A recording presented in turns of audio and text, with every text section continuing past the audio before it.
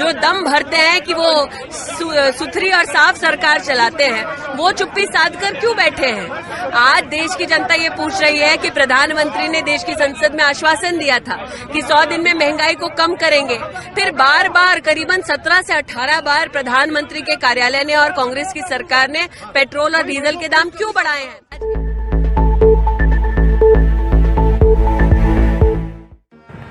महंगाई भैया अब डायन नहीं डार्लिंग है। वो दौर कुछ और था, ये दौर कुछ और है। उस दौर में महंगाई बढ़ाना घटाना सरकार के हाथ में था और इस दौर में तो हमारी सरकार हाथ ही खड़ा कर देती है कि महंगाई पर हमारा कोई बस नहीं और फ्यूचर में जीडीपी का कोई बहुत ज्यादा उपयोग नहीं होगा। सिर्फ चुनाव का समय ऐसा होता है जब महंगाई सरकार के नियंत्रण में होती है। अंतर्राष्ट्रीय कीमतों में कितना भी उछाल आ जाए पर देश में उसका कोई फर्क नहीं पड़ता। अब देखिए, चुनाव खत्म, महंगाई का पारा अपने आप बढ़ गया। डीजल पेट्रोल की कीमतें हर दिन बढ़ रही हैं, सिलेंडर के दाम बढ़ गए, सब्जियों के दाम बढ़ गए। अभी तो ये ट्रेलर है गुरु, 2024 तक देखते जाइए अभी किन किन चीज़ों के दाम बढ़ते जाएंगे। और भाइयों बहनों, ये फकीरी है जिसने मुझे गरीबों के लिए लड़ने की ताकत दी है। भाइयों, अगर इस देश के गरीब को ताकत दी जाए तो गरीबी कल खत्म हो जाएगी। ये ताकत मेरे गरीबों में है। गरीब मांगने वाला नहीं होता है, गरीब देने वाला होता है। भारतीय जनता पार्टी निर्मित महंगाई केवल मुट्ठी भर अमीरों को छोड़ देती है, बाकी सबको निचोड़ देती है। अच्छे दिन की लूट ने भारतीयों के बजट का बजट बिगाड़ दिया है।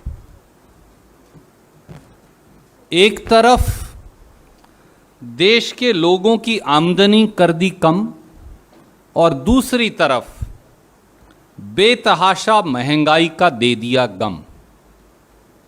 रोज petrol, diesel, gas, CNG, PNG रोज दाम बढ़ाते हैं और देश की जनता को तिल तिल कर तड़पाते हैं। People of India have been betrayed, duped and deceived by Modi government. जब कांग्रेस की सरकार थी तब विपक्ष में बैठी भाजपा सरकार जरा सी बढ़ती महंगाई को लेकर सड़क से संसद तक हंगामा कर देती थी। अब उसका उल्टा है, इस समय कांग्रेस विपक्ष में है और भाजपा सरकार पक्ष में है। माना कि उस समय विपक्ष अपना काम ज़्यादा अच्छे से करता था और अब का विपक्ष थोड़ा ढीला है, लेकिन अब का विपक्ष काम नहीं कर रहा ऐसा आप बिल्कुल भी नहीं कह सकते, क्योंकि विपक्ष आज भी गलत के खिलाफ आवाज़ उठा रहा है, लेकिन हमारी मेन स्ट्रीम मीडिया उसे जनता के सामने नहीं लाती है। जब बीजेपी विपक्ष की भूमिका निभा रही थी तब उसके हर प्रदर्शन, हर नारे को जनता के समक्ष लाया जाता था।